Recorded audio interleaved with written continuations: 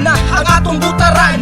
Ibalik na to siya sa iyang katungdanan. Kita magkahiusa kitang tanan mag-uban sa bagong kinabuhi ug sa tunheng kabaguhan. Sa iyahang kadaugan mabulahan ang tanan. Daghan nga kauswagan ang ihatag sa katawhan. Si Ramon karampatan nakasaligan tasukad sa pagpangalagad nga sa ato ang syudad. Diba nakita nato ang iyahang kaayuhan ug may problema ka sayon mo siya nga kaduulan ayaw nagduha-duha. Ibalik ta sa pwesto ang buutan nga tao kasaligan sa konseho. Si Ramon karampatan ang atong butaran. Pagka konsehal diri sa ato ang dakbayan. Baka man may karampatan nga mao kini iyang programa.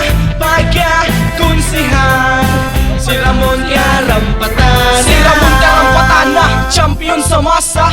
Siya ang angayan nga konsehal sa atong dakbayan. Mutabang sa nanginahanglan dugang pangakalambuan sa ato ang dakbayan. Karon sa Mayo 13 kay ato ag yung sublion. Di nakamahayan atong desisyon kung si Ramon ang atong pilion. Sa panerbisyo kasaligan nung adunay baruganan. Mahimong malambuon ang dakbayan sa butawan. 10,000 ka mga kabataan ng iyahang nahatagan ug libreng mga gamit sa eskwelahan. 10 milyones ka pesos ang pundo sa dakbayan. Alang sa sugang dagitab sa butuan ug platapormang ginatuman ug taong matinod anong kaayuhan sa syudad. Maoy permini ang unahon. Sabay ta sa pagkabagong malambuong kinabuhi. Karon nga eleksyon na nato kalimtan sa pagpili.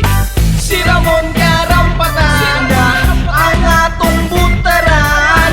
Pagka konsehal diri sa ato ang dakbayan. Baka man may karampatan nga mao kini iyang programa. Pagka konsehal si Ramon karampatan.